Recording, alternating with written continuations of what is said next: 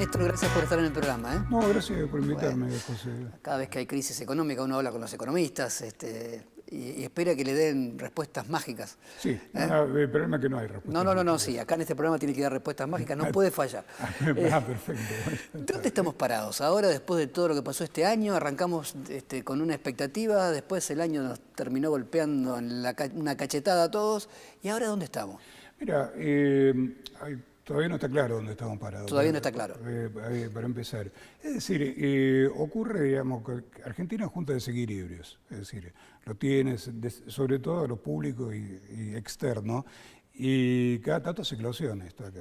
Consigue financiamiento un tiempo, no sé, en los 90 duró más, ahora duró menos, consigue financiamiento un tiempo y después llega un punto en que la lectura que hacen los que nos prestan la plata es que esto no funciona y vamos derecho a estrellarnos contra un árbol, entonces cortan de golpe el financiamiento y esto es lo que pasó ahora a partir de abril. Es un país que junta desequilibrios. Exactamente, sí, ese es un poco el tema. Acá, diríamos, el día que logremos equilibrar fiscalmente, en serio, no, y aparte sin el nivel de impuestos que tenemos ahora, y tengamos una economía funcionando razonablemente, sin esta recesión que estamos viviendo ahora, y logremos equilibrar en términos externos, podremos mirar un poco distinto. Es decir, pero esos son temas estructurales que no se resuelven de un día para otro, digamos, ese es el tema que tenemos entre manos. Decir dónde estamos parados es muy difícil. Sí, pasa que todavía hoy, ¿qué podemos decir? Está bien, frenaron la corrida y el dólar se acomodó, el precio de la divisa se acomodó en un nivel más alto, pero el problema es que el Banco Central está pagando el 72% a 7 días por tener encaje inmovilizado el caso de las LELIQ. Entiende demasiado estas cosas. Sí. ¿Qué implica que las tasas de referencia en Argentina sean del 70%, en términos prácticos, reales? Sí, en realidad, digamos, hay que mirar dos tasas, porque esa es una, que en realidad es cómo negocia el Banco Central con los bancos comerciales, que son las letras de liquidez que se llaman habitualmente, y que van a plazo muy corto, tipo 7 días, algo así, para diferenciar un poco de lo que son las letras del Banco Central, LEVAC, que es así, están en poder del público, que son las que generan habitualmente remesones muy fuertes en la economía, pero están arriba. Altísima. Sí, arriba del 50%. ¿Eso qué significa? Bueno, significa que Argentina, cuando entramos a sumar la tasa de interés internacional, más el riesgo depreciatorio, más o de riesgo devaluatorio, y más el riesgo país, nos da aproximadamente eso. Es decir, acá, digamos, la expectativa que nos marca la posible devaluación de la moneda está siempre alineada con lo que es la inflación prevista, más lo que es el riesgo país, o sea, el riesgo de no pago, la caída de cotización de los bonos locales, que en este momento está alrededor de entre el 4 y 5% aproximadamente. El ciudadano común dice, a mí qué me importa que las tasas tengan un 70%, no sé ni qué quiere decir eso. Yo me fijo que me alcance el sueldo y a otra cosa. Sí, bueno, eso sería empleado, pero por ejemplo un comerciante, un empresario que tenga que descontar un cheque, sí se va a enterar que quiere decir una tasa de lo que está cobrando el banco, yo cobro hasta 80, 90% anual por un descubierto. ¿Pedir un crédito para invertir? Ni hablar. No, olvídate. Es decir, el tema es simplemente estoy diciendo el crédito de muy corto plazo que es un descubierto. Llego a esos niveles. El crédito para invertir por el momento está cortado. Es decir, eso hasta que Argentina no estabilice nuevamente, discutiremos dónde quedó parado para esos niveles. Ojo con la tarjeta de crédito. Sí. Bueno, no, ni hablar. Claro, es decir, la gente dice, bueno, pero las tasas son cosas que ocurren entre bancos. Son No. números que no me afectan. Sí. Probá a dejar un saldo de tarjeta de crédito y pague y después te vas a enterar de qué es lo que te cobran los bancos. O, digamos, ya te dije, salite de lo que es un asalariado específicamente y andá aquí el que necesita ver ese financiamiento de corto plazo, que primero que está muy duro y segundo que es altísima la tasa. Es decir, como que ahora hay menos posibilidades de comprar en cuotas. Pero algunos programas subsistieron. Sí. Es decir, algunos programas subsistieron. No. Pasa que la tasa está implícita en el precio. Acá está metiendo el precio. Acá el tema de la hora 12, los 12 cuotas, toda esa historia. No, ahí el costo de financiamiento está metido en el precio del bien. O sea, olvidémonos, te dice, sí, está bien, 12 cuotas sin intereses, pero resulta que cuando vos comparabas el precio del bien localmente en su momento con lo que costaba, por ejemplo, acá cruzando la frontera, Chile. Y en Chile sería más lejos, ¿qué te enteraba? Que era muchísimo más caro. Acá te dan un 80%, después te dan 12 cuotas. Sí, por eso digo que acá tenía todo el costo de financiamiento, lo tenía metido en el precio. Diríamos que esa era un poco la historia de esos planes y por qué acá muchas veces tenías precios absolutos mucho más altos. ¿Se puede concluir que peor momento de la crisis pasó? ¿O de la recesión pasó? ¿O estamos entrando en el No, momento no, más complicado? sí, no, acá hay dos cosas. Uno puede decir que en este nivel la corrida cambiaria parecería, hablando en potencia, que le han puesto un freno. Cuando llegó a 27 todos dijimos parece que terminó acá. Sí. Después, al mes saltó. Sí, sí, sí, pasa que digamos, el manejo que se está haciendo ahora, tanto en lo monetario como en lo fiscal, es un poco distinto del que se hacía en ese momento y es de esperar que lo hayan manejado ahí. Ahora, el problema es que las recesiones en general, uno sabe que empiezan, pero no sabe cuándo terminan ni qué profundidad tienen. Esta, digamos, cuando uno la mira con algunos datos así del primer semestre, daría la impresión que no va a ser, estamos muy lejos de, por ejemplo, de las conocidas 2001, ese tipo de cosas, incluso, No llegamos a ese extremo. no, incluso va a ser menor que la de 2009. O sea, 2009, aparentemente el impacto, cuando uno lo mira en términos de números, fue mucho más fuerte de lo que pinta ahora. ¿Por qué en el 2009 no nos enteramos? Y- A decir, sí, nos enteramos. Se enteraron los economistas. No, pero no enteramos. Sufrimos esto. Sí, no, pasa que primero había control de cambios. Es decir, nos estábamos comiendo determinados stocks que servían para amortiguar un poco la caída, hasta el día que se acababan. Y después, bueno, quedamos librados. Yo tengo muchos años y he visto muchas comidas de stock y donde terminaron. Por ejemplo, la del año 89, el Banco Central se comió su stock de reservas y después terminamos en una hiperinflación de 5.000% anual. Es decir, ¿5.000 fue? 4.984, era para redondear un poco el número nomás. Eso fue de 1 de enero al 31 de diciembre. Es decir, me refiero a qué es lo que pasa a veces cuando nos comemos determinados stocks. Quedé pensando, yo era chico, no, pero era joven todavía. Si un argentino logró sobrevivir, un comerciante, un empresario, un empleado, a un año con 5.000% de inflación, wow. Sí, no, había Acostumbrados a que pasarla. Sí. a darle duro, ¿no? Sí, había que pasarla. 5.000. No, yo estaba acá, ya vivía, tenía familia, todo. O sea, había que pasarla. Es una historia. No, pero eso fue, o sea, agotar determinado stock puede terminar en esas cosas. O si no, miremos en la actualidad de Venezuela, que están hablando, no sé, 2,5% de inflación. O sea, un desquicio, o sea, ya sin más trámite. Es decir, eso... Perdón, vos decías, Sí. a mediados de año, cuando se produce la primera corrida cambiaria, el dólar se va a 28, 27, 30, todos pensamos, paró ahí, después rebotó, siguió subiendo, pero decís, ahora se están tomando medidas distintas. ¿Se equivocó el gobierno en las medidas que tomó a mediados de año cuando el dólar se fue a 30? ¿Tomó las medidas equivocadas? ¿Se pudo haber evitado que se fuera a 40, 42, 38? Mira, hablar con el diario El Lunes siempre, hablar de fútbol con el diario El Lunes siempre es sencillo. El problema es hablar el jueves, de lo que va a pasar el fin de semana. Es decir, acá se entendió que determinado tipo de intervención iba a lograr frenarla y que podíamos persistir con la política que se había llevado hasta ese momento. Es decir, se iba a frenar eso, se llegaba hasta cierto punto, digamos, en el cual el financiamiento retornaba y podíamos seguir con esa política de gradualismo, etcétera. Resulta que, ahí que hizo un error de apreciación porque la lectura que tenían los que nos prestaban la plata era distinta de la que se tenía acá adentro.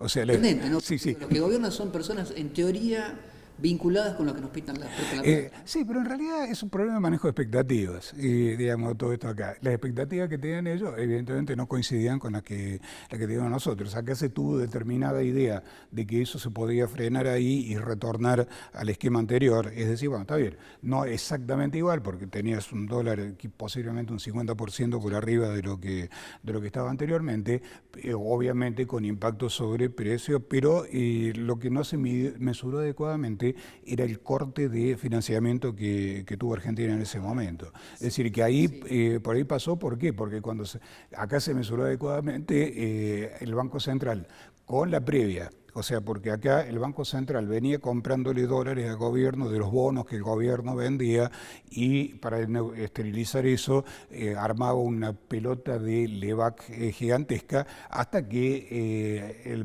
digamos, el agite de sábana se transformó en fantasma efectivo y la gente salió disparando a comprar dólares a cualquier precio. A cualquier precio. Sí, eso es lo que pasa Por ahí cuando... que el único lugar del mundo en donde el dólar está más caro y la gente más lo compra. Sí, por eso digo que salió a comprar. Está muy caro. Sí, no, pasa que en realidad lo que desencadena es una expectativa que mañana esté más caro y que pasado esté más caro que mañana. Eso parece estar frenándose.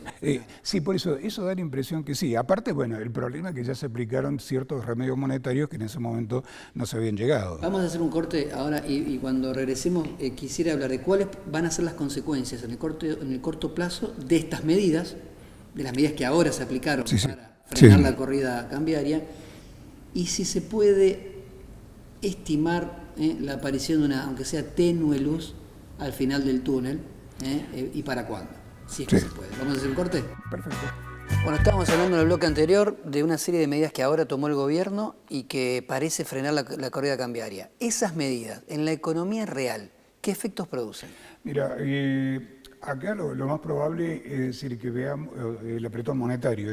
¿Qué es apretón monetario? ¿Qué quiere decir? Monetario quiere decir que el Banco Central se paró arriba de lo que es creación primaria de dinero, se lo va a hacer no se emite. No se emite más plata. Sí. Digamos, esa es un poco la regla. Vamos a ver hasta dónde llegamos con eso. No se emite. Que tenga que intervenir comprando divisas porque lleguemos al piso de la intervención, que en este momento está alrededor de 35 pesos. Es decir, si llega a 35, el Banco Central sí puede emitir pesos para hacerse de esos dólares, para comprarlos. Sí, para intervenir en el Pero mercado. ahora, ¿cuál es el problema de que no se emita?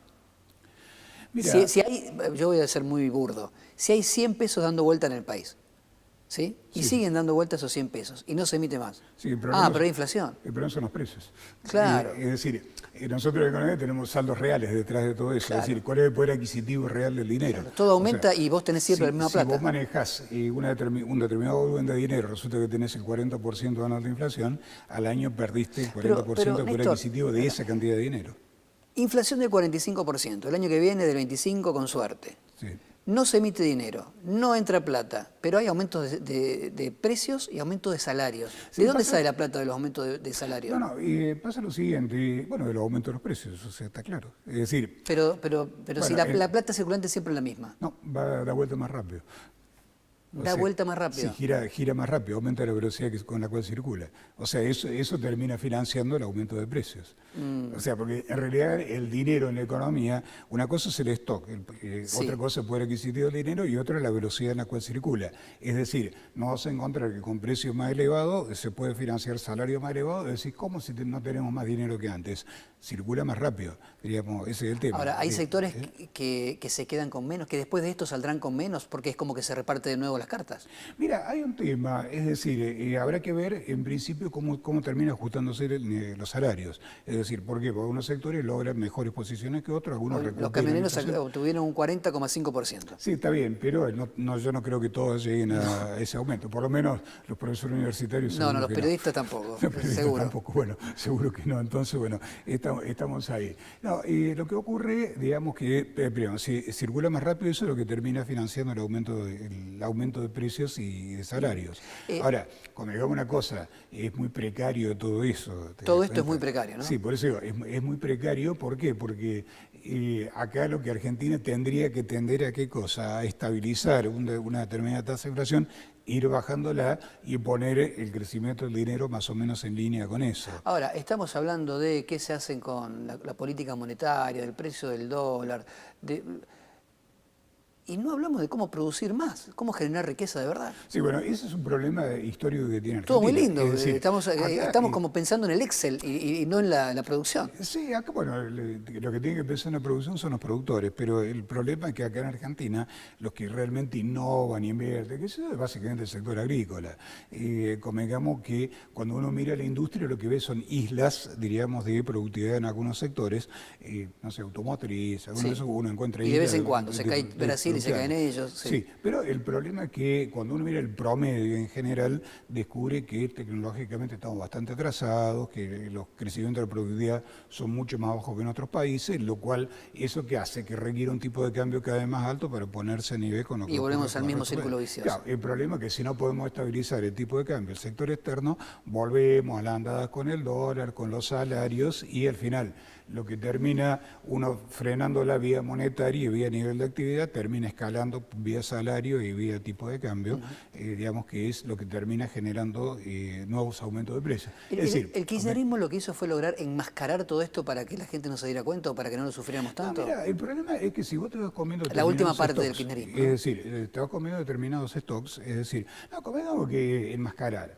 Y cuando uno miraba la realidad descubría que no estaba tan enmascarada como pintaba, por ejemplo. Es decir, un esquema de este tipo al final termina teniendo tasas de pobreza y exclusión muy altas. Que nunca bajó.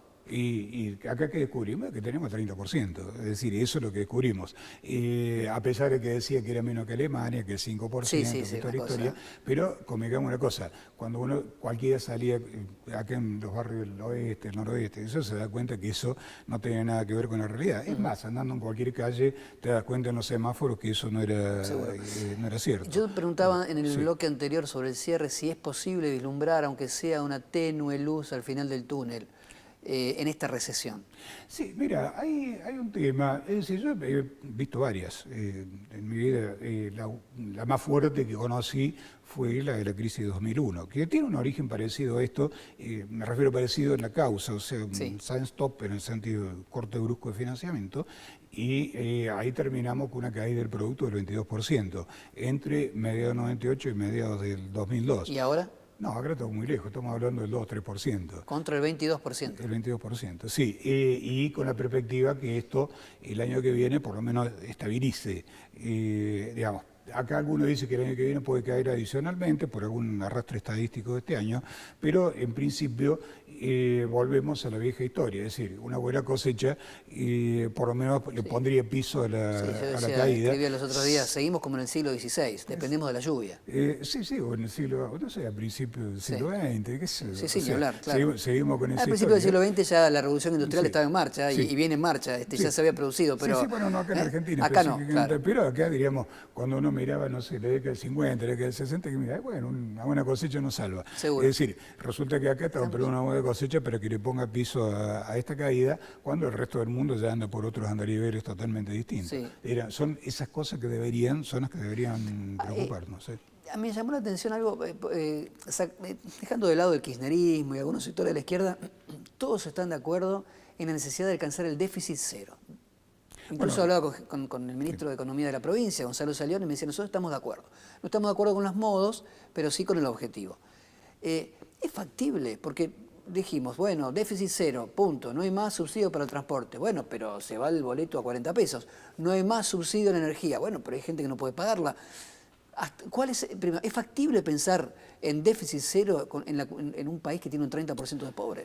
Mira, hay dos o tres cosas de esto. Yo te mencioné hace un rato que uno de los desequilibrios centrales de la economía argentina era el déficit público, es decir, gastar más de lo que se recauda. Bueno, déficit cero apunta a solucionar uno de esos desequilibrios, pero convengamos una cosa, ni siquiera así es sustentable, porque lo que estamos hablando es del déficit primario, es decir, aquel que no incluye el pago de los intereses de la deuda. Es decir, el pago de intereses de la deuda obviamente van a seguir generando déficit. Esa es una parte del problema.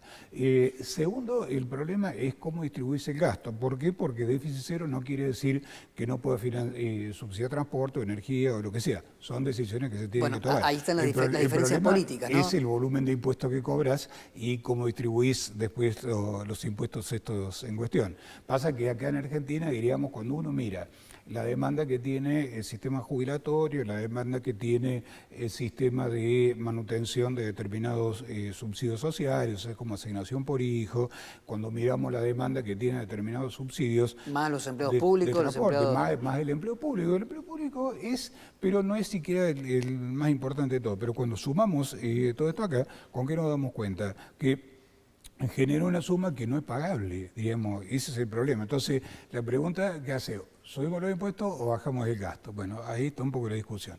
¿Qué intentó el gobierno? Diluir esto en el tiempo, es decir, vamos a congelar el gasto en términos reales, el crecimiento económico nos resolverá el problema en términos de... el crecimiento que se cayó de un día para el otro cuando se cortó la plata. Llegó hasta donde llegó.